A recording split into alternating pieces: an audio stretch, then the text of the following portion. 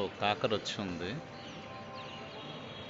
So 1 2 3 కాయల దాకా వచ్చున్నాయి ప్రస్తుతానికి. వాస్తవానికి ఇది ఈ కాకర విత్తనాలు వేసి కూడా 45 డేస్ దాకా అవుతుంది ఇంచుమించుగా.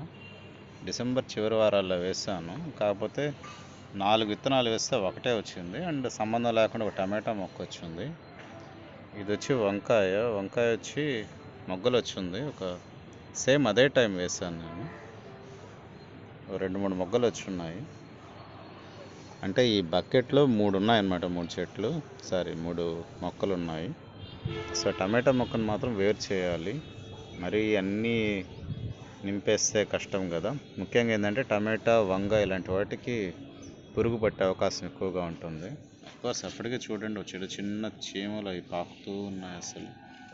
సో కొంచెం నీమ్ ఆయిల్ వేసి